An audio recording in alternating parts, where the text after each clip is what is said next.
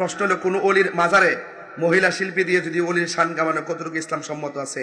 একটা কথা মনে রাখবেন, আমি বলতেছি, আমি বুঝাই দিয়ে দিতেছি। এই যে আমরা যে সুন্নি, শুনেন, আমরা আহলে সুন্নাত ওয়াল জামাত কিনা, এই দেশে যত সুন্নি মাহফিল করছি আমি এবং সৈয়দ জুবাইর কামাল পীর সাহেব হুজুরে, আমরা এই অঞ্চলটার ভিতরে যে সুন্নিয়তের বিরাজ করতেছি, এই দেশে সুন্নিয়তটা সঠিকভাবে ওয়াজ মাহফিলের মাধ্যমে আমরাই প্রচার করে আসছি, কথা ঠিক কিনা? এবার এই যে এইভাবে সুন্নিয়তের নামে মহিলা আইন না, গান বাদ্য করানো, নাচানাচি করানো, এটা সম্পূর্ণ হারাম, কথা ঠিক না বেটি? এগুলা কইরা সুন্নিয়তকে কলঙ্ক করবেন না, কথা ঠিক না বেটি? এবার আমরা যখন ওয়াজ করি, এক শ্রেণীর বাতেল ডাব্লিউ পন্থীরা ওই ওদের নাচ গান দেখাই, দেখো দেখছেন সুন্নিরা কি করে।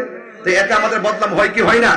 যেটা সুন্নি জামাতকে বলবো, বাবা না লক্ষ্মী, আল্লাহর ওয়াস্তে এগুলো বাদ দিয়ে আকাবেরগণ, আহলুস সুন্নাত ওয়াল জামাতের উলামায়ে কেরাম, পীর মাশায়েখগণ যেই রূপরেখায় আল্লাহর ওলিদের রূপরেখা আপনাদেরকে দিয়ে গেছেন, সেটাই ধরে রাখবেন, কথা ঠিক না বেটি?